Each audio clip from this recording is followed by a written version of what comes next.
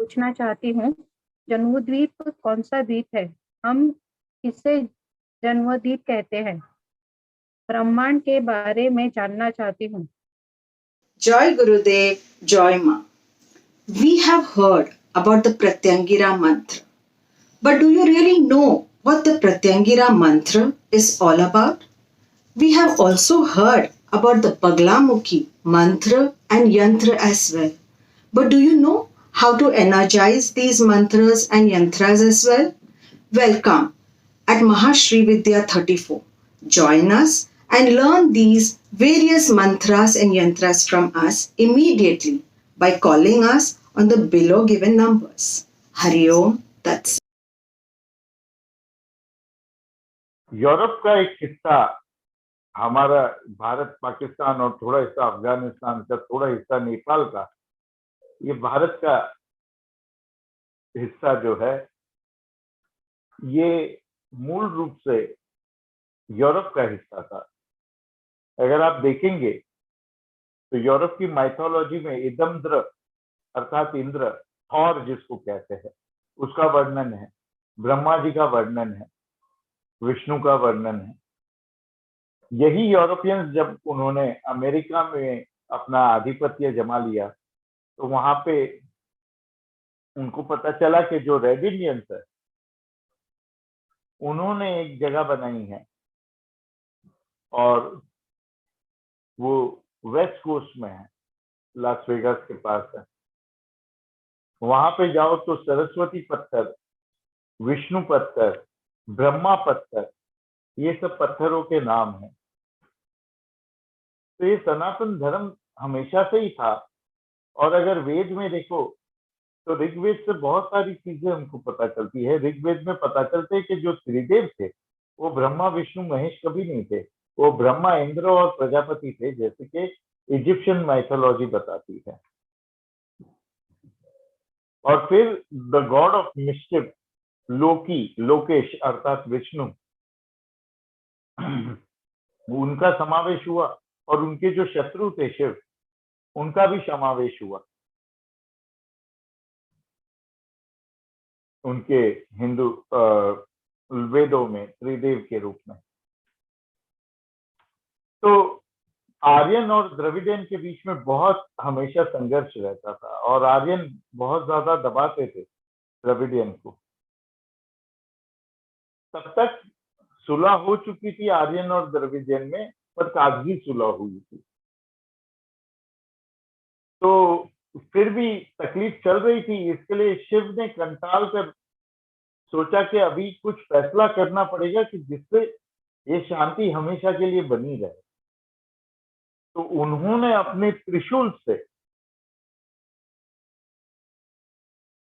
एक यूरोप के टुकड़े का, जर्मनी और इजिप्ट के बीच में से एक यूरोप के टुकड़े का अपना त्रिशूल, मतलब हो सकता है अग्नि शस्त्र, मिसाइल वगैरह हो, तोड़ के एक हिस्सा तोड़ के बाहर निकाल दिया और वो हिस्सा पानी में तैरने लगा। वो हिस्सा है जम्बूद्वीप। वो हिस्सा एशिया से आके भिड़ गया। अब यही कारण है कि जैसे एशिया के लोग दिखते हैं, हम उनको नाग कहते हैं, नागा। आप वास्तुशास्त्र पढ़ो तो उसमें 3 प्रकार के खंड है, एक मंदिर वास्तु, एक ग्रह वास्तु मतलब मकान वास्तु, और एक वाहन वास्तु। मंदिर के वास्तु को बहुत ज्यादा महत्व दिया गया है क्योंकि 3 प्रकार के होते हैं, एक प्रकार का मंदिर नहीं हो सकता है। तो ये 3 प्रकार के जो मंदिर है उसमें एक है नाग, नागा का, दूसरा आर्यनों का और तीसरा द्रविडियनों का। तो वो अपने अपने मंदिर के आकार भी छोड़ने को तैयार नहीं थे। इसके लिए शिवजी ने उनको यहाँ लेकर आए और यहाँ पे सब एक हो गए। व्हाइट और ब्लैक प्रजा ब्राउन प्रजा हो गई। इसीलिए दुनिया भर के रोग हमारे जम्बूद्वीप पे पैदा हुए। ये जम्बूद्वीप जब से बना है तब से पोलियो, दुनिया भर की बीमारियां हमको है क्योंकि हम मिक्स ब्रीड है, सफेद और गोरों के, सफेद और कालों के। ये तो एक पूरा हुआ कि एशिया के बाकी लोग कोई भी हमारे जैसे नहीं दिखते। नाग भूमि के कोई भी लोग हमारे जैसे नहीं दिखते। और दूसरी बात ये हुई कि हम जब जम्बू द्वीप की बात करते हैं तो ऋग्वेद में ना हिमालय का वर्णन है ना गंगा का। असंभव है कि इतनी बड़ी घटना कोई चूक जाए वेद में लिखने की, दुनिया के सबसे बड़े और प्राचीन शास्त्र, क्योंकि तभी हिमालय थे ही नहीं। जब ये यूरोप का हिस्सा जम्बू द्वीप आके एशिया को टकराया तो धीरे धीरे धीरे धीरे पहाड़ बनता गया। और यही कारण है कि अभी भी हर साल 1.5 इंच हिमालय बढ़ते जा रहा है और हिंदुस्तान की भूमि सरकते जा रही है अंदर। तो ये तो हुआ जम्बूद्वीप। अब ब्रह्मांड के बारे में तो हम सीख ही रहे कठोपनिषद में। और थोड़ा सा मैं आपका ध्यान पीछे दूं तो आपके लिए थोड़ा सा आसान हो जाएगा और थोड़ा आपके लिए समझने के लिए आसान हो जाएगा। वेद में कहा है, मैं ज्यादातर अगम शास्त्रों की बात करता हूं, लेकिन अभी निगम की बात हो रही है, उपनिषद की बात हो रही है, इसके लिए मैं पूरा जो है न्याय करूंगा निगम शास्त्र के साथ। और मैं जो है निगम शास्त्र की ही बात करूंगा ज्यादातर, कोशिश करके। जहां पे मेरे को लगेगा कि निगम शास्त्र में संभावना नहीं है इस बात की पूरी तरह से आपको समझाने की, वहां पे मैं आजू बाजू में से थोड़ा सा सहारा ले लूंगा। तो वेद अर्थात निगम शास्त्र में लिखा हुआ है, अत ब्रह्मांडे तत पिंडे, अत पिंडे तत ब्रह्मांडे। जो शरीर में है वो ब्रह्मांड में है, जो ब्रह्मांड में है वो शरीर में है। जो व्यक्ति ब्रह्मांड को जान लेता है वो शरीर को जान लेता है, जो शरीर को जान लेता है वो ब्रह्मांड को जान लेता है। धीरे धीरे धीरे आगे बढ़ते हुए अभी तो हमने पहली वल्ली खत्म की है। पहला अध्याय मतलब पहला चैप्टर, पहली वल्ली मतलब सब चैप्टर। पहले अध्याय में 3 वल्ली है इस उपनिषद में, उसकी पहली वल्ली समाप्त हुई है, दूसरी हम आज शुरू करने वाले हैं। तो अभी मैं आपको ये कहना चाहता हूँ कि दूसरी और तीसरी वल्ली में आपको पता चल जाएगा आपका शरीर, मन, आपकी चेतना में क्या है क्या नहीं है, और जो समझने योग्य है उतना ही समझ में आएगा।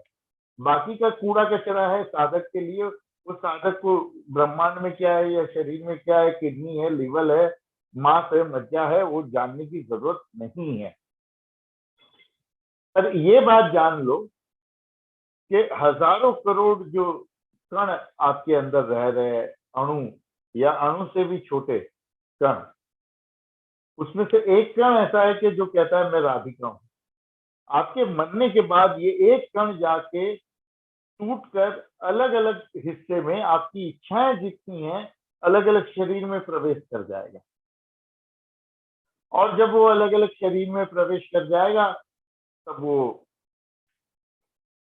अलग अलग शरीर के रूप में पैदा होगा। इसी से आबादी बढ़ रही है, ऐसे ही एक ईश्वर अनेक बन गए। और जब तक वो कण टूटेगा नहीं और अंदर की ऊर्जा बाहर की ऊर्जा के साथ नहीं मिल जाती है, तब तक मोक्ष नहीं है। जब तक आप कुछ नहीं बन जाते तब तक मुक्ति नहीं है। जब तक आपकी पूर्ण मृत्यु नहीं होती है तब तक आप कुछ भी नहीं है। इसी प्रकार से ये ब्रह्मांड को पुरुष कहा जाता है और अनंत कोटि ब्रह्मांड है। तो इस ब्रह्मांड के बीचों बीच एक कण है, एक तारा ऐसा है। ये जो सारे तारे सूर्य जो है वो उसके अणु है, उसके कण है।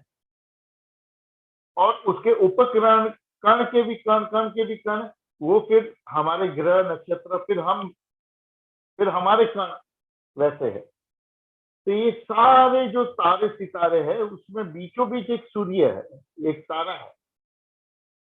वो बीचों बीच जो तारा है, जो सूर्य है, वो सूर्य जो है वो कहता है कि मैं ये पुरुष हूं। इसलिए वेद में और तंत्र में ब्रह्मांड को पुरुष बताया गया है।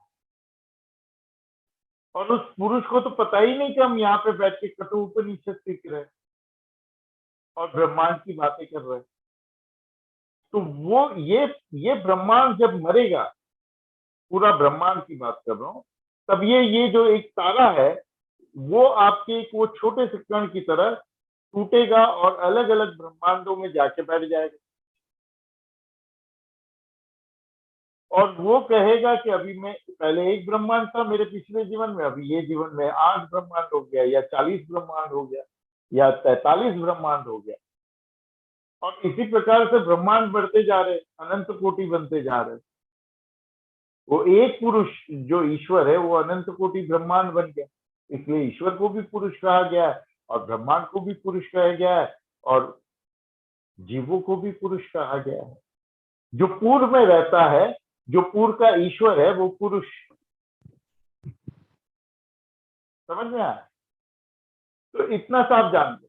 अभी इसमें आप गहराई में जाना चाहो तो बहुत गहराई में आप जा सकते हो। जैसे कि आप सोच लो कि पृथ्वी से सबसे नजदीक तारा कौन सा है, पता है? आपने पढ़ा होगा स्कूल में, किसी को पता है?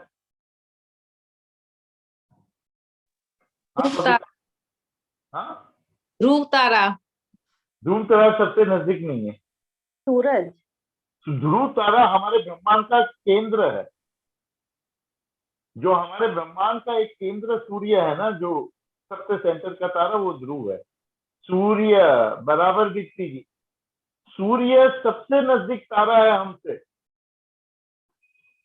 हमारे हमारे जो आसपास में जितने तारे हैं उसमें से जो हमारा सूर्य है वो हमसे सबसे नजदीक तारा है जिससे हम बने हैं। लेकिन स्कूल में आपको क्या सिखाया था दीप्ति जी? कौन सा तारा सबसे नजदीक है? ज्येष्ठा। सबसे नजदीक हमको सिखाया गया ज्येष्ठा, मतलब सबसे बड़ा दिखने वाला तारा, क्योंकि वो सबसे नजदीक है, इसके लिए सबसे बड़ा दिखता है, इसीलिए उसका नाम है ज्येष्ठा, सबसे बड़ा, ज्येष्ठ। उसके आसपास के तारे सब मिला के एक नक्षत्र बनता है, ज्येष्ठा नक्षत्र। तो ये जो बाकी की ब्रह्मांड की बातें है, ये कूड़ा कचरा जो सही इंफॉर्मेशन नहीं है, वो आपको तो आपके टीचर ने सिखा दिया होगा पट्टी से मार मार के। पहले मार सकती थी हमारे टाइम पे टीचर। हकीकत में जो नहीं सिखाया जाता है वो ये है, हमको स्कूल में यही सिखाया गया, ज्येष्ठा। और जब मैंने मेरे टीचर को कहा कि एक हफ्ते पहले, एक सप्ताह पहले आपने ही कहा था कि सूर्य तारा है, तो मेरे हिसाब से तो सबसे नजदीक वो है, मेरी पिटाई हो गई थी। सच्ची, ऐसी ऐसी बातों पे मेरी पिटाई होती थी।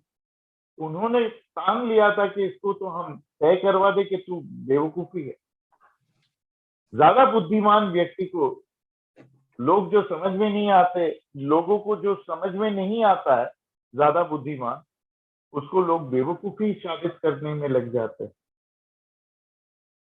ऐसी पिटाई कर दी मेरी कि चलो, ये तुम कैसे कह सकते हो? किताब में क्या लिखा है? किताब में लिखा है ज्येष्ठा, तो तुम ज्येष्ठा हो ना, तुमने सूर्य कैसे कह दिया? फिर पता नहीं पीछे से किताब में बदला होगा कि नहीं, लेकिन जब मैं पढ़ता था तभी तो सूर्य से सबसे नजदीक तारा था ज्येष्ठा। अभी ये कूड़ा कचरा अगर आपको ब्रह्मांड के बारे में जानना है तो वो तो कोई भी बेवकूफ तुमको सिखा देगा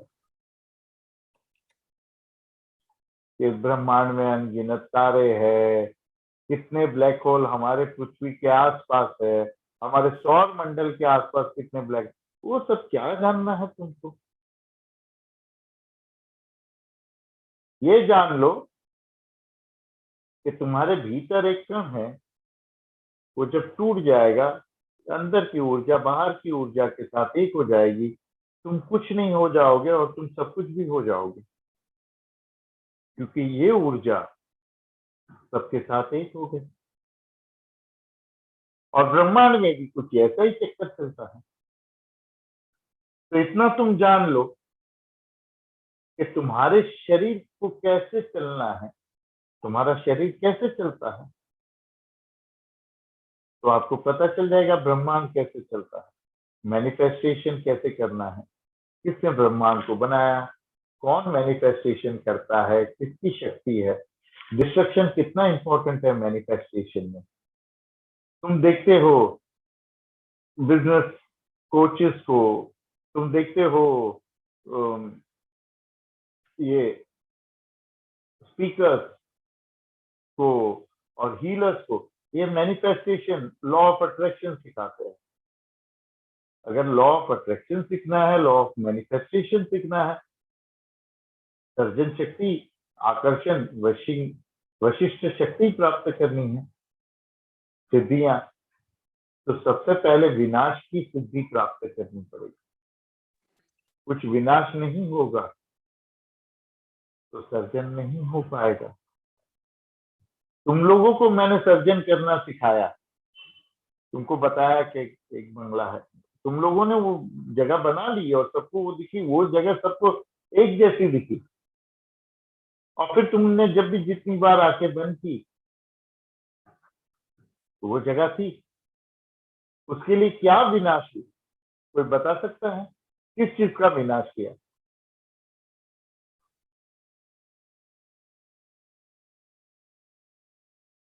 क्या मैंने ऐसा मार दिया होगा कि वो जगह बन गई, वो लोग पैदा हो गए? क्योंकि मृत्यु के बाद ही जन्म होता है, सर्जन होता है। सबसे पहले तो अपने आप को मार दिया है, मैं हुई नहीं। जिसकी मुक्ति हो गई वो ब्रह्मा स्वरूप हो गया, वो चाहे वो चीज का सर्जन कर सकता है। और दूसरी चीज जो मैंने मारी वो आपके विचार। मैंने आपके विचार बंद कर दिए और थोड़े समय के लिए आपको सुन कर दिया। एक क्षण के लिए भी अगर मैं आपको सुन कर दूं और उसके बाद अगर एक ही लय में एक ही विचार चले तो वो विचार सर्जन होगा ही होगा। अब यही सिद्धांत पे ये पूरा ब्रह्मांड चलता है और यही सिद्धांत पे सर्जन की शक्ति चलती है। समझ में आया?